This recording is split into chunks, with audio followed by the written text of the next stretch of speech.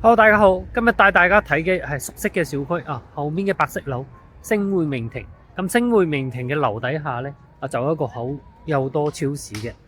往我哋呢條路去呢，200米可以去到我哋金匯大道，300米呢可以去到我哋公交車站嘅。咁我哋睇下呢個周邊嘅環境。咁我哋除咗小區樓底下嘅時候會有好多超市啦，三珍湯包，前面呢有個燒臘店，仲有對面就係我哋嘅萬城名座啦。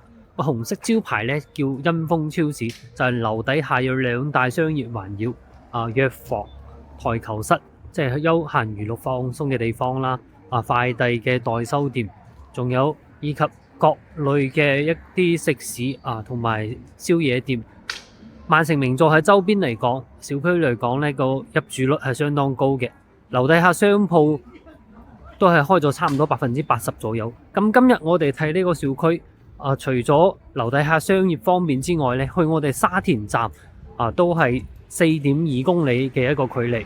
我哋去到公交車站咧係5站就去到達啦。包括去到我哋天虹商超同埋三和醫院都係3公里左右一個距離。公交車站咧都係5站即達嘅，所以話我哋呢個位置咧係去深圳方便啦，去商業方便樓底下生活咧都係相對比較方便嘅。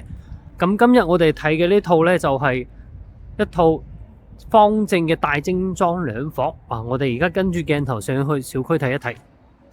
我哋而家嚟到呢個單位門口，呢度係有個邊戶有採光井嘅。呢個係59.82平方嘅一套2房。首先入門嘅右手邊呢，係我哋一個 L 型嘅廚房轉角位，帶窗嘅，個光線係相當之好。嗰度呢，就係金匯大道啦。往我哋西邊去咧，就係去深圳一個方向嘅。呢度爐頭消毒櫃抽油煙機全部都係可以用嘅。呢個玻璃間隔咧，成個廚房嘅光線就比較好。我哋餐客廳係做到等寬嘅一個處理嘅，3.4米嘅一個開間，60平方唔到有3.4米開間。個陽台咧係睇前面呢塊空地嘅。